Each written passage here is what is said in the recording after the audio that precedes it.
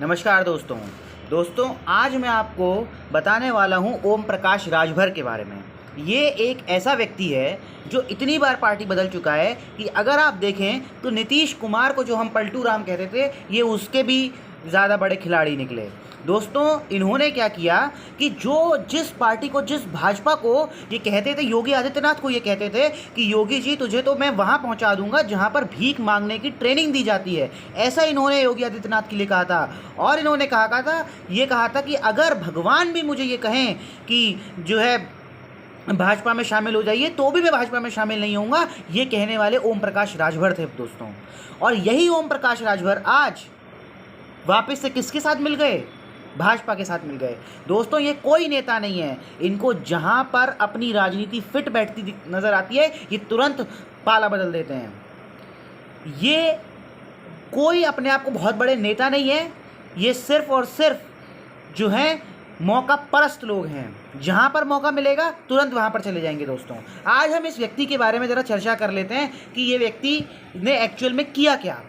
दोस्तों, 2014 में नरेंद्र मोदी की जो है एक वेव थी कि हाँ, अब नरेंद्र मोदी की सत्ता हो सकता है कि आ जाए। तब इन्होंने 2014 में नरेंद्र मोदी के खिलाफ लोकसभा चुनाव में उनके विरुद्ध में जो है चुनाव लड़ा और एक भी सीट इन्होंने 13 उम्मीदवार उतारे, 13 उम्मीदवार में से एक भी उम्मीदवार इनका जीत नहीं पाया। दोस्तों, अकेले के दम पर ये लड़े थे, नहीं कुछ कर पाए। फिर दोस्तों 2017 में ये जो है भाजपा के साथ चले गए। भाजपा ने इनको 8 सीटें दी, 8 में से ये मात्र 5 सीटें जीते, मंत्री बना दिए गए। योगी आदित्यनाथ ने इनको जो है डिपार्टमेंट ऑफ बैकवर्ड क्लासेस दे दिया इनको।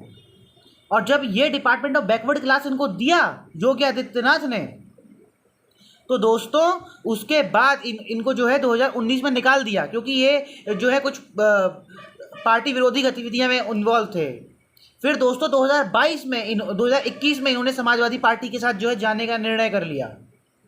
और 2021 में जब इन्होंने समाजवादी पार्टी के साथ जाने का निर्णय किया, तो 2022 में जब चुनाव आए तो अखिलेश यादव ने इनको 17 सीटें दी। 17 में से ये मात्र 6 सीटें जीत पाए दोस्तों।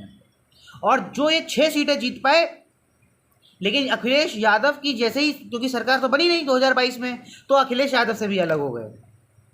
और फिर अब 2023 में ये वापस से जो है भाजपा में चले गए। ये हैं दोस्तों, ये इनका कोई मतलब नहीं है। ये जितनी भी राजनीति दलितों की तो नहीं, बैकवर्ड अदर ओबीसी है ना, ये ओबीसी की जितनी भी राजनीति करते हैं, इनको ऐसा लगता है कि ये लोगों को बेवकूफ़ बना देंगे, पर ऐसा कुछ नहीं है। क्योंकि जनता समझदार है, जनता सब जानती है कि आप जो है जनता को बेवकूफ़ नहीं बना सकते। आपके खुद का कोई जनाधार नहीं है दोस्तों। अब दोस्तों होगा क्या कि ये जो काम करेंगे, ये करेंगे ओबीसी का वोट काटने का काम। क्योंकि जो स्वामी प्रसाद मौर्य हैं वो समाजवादी पार्टी के साथ हैं, और स्वामी प्रसाद मौर्य ओबीसी के अंदर आते हैं, और ओम प्रकाश राजभर ओबीसी के अंदर आता है।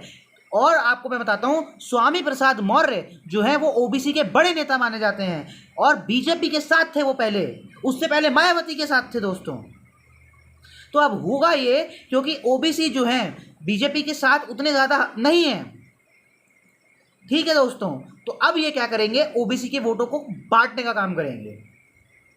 क्योंकि ये जो व्यक्ति है ओम प्रकाश राजभर, कभी भी अपने दम पर तो ये कुछ कर नहीं पाया, कभी भी अपने दम पर ये कुछ नहीं कर पाया। बस ये जो है हमेशा जब भी ये गठबंधन में रहा तभी ये सब काम कर पाया। जैसे जब लोकसभा के चुनाव हुए, इसे दोनों बार कोई गठबंधन नहीं किया, एक लोकसभा सीट नहीं जीत पाया।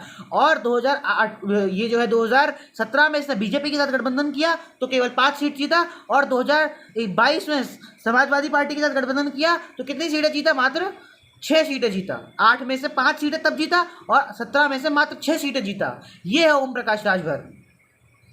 ये अब सिर्फ और सिर्फ वोट काटेगा ओबीसी के, ताकि बीजेपी को फायदा हो जाए दोस्तों। बस ये कभी भी अपने दम पर कुछ नहीं किया, हमेशा से वोट काटने के काम में आया है ये, बाकी और किसका कोई काम नहीं है। ये कोई बहुत बड़ा नेता नहीं है, केवल और केवल बातें करता है और होता कुछ नहीं है इससे, और मौका परस्त एक नंबर का है। धन्यवाद दोस्तों।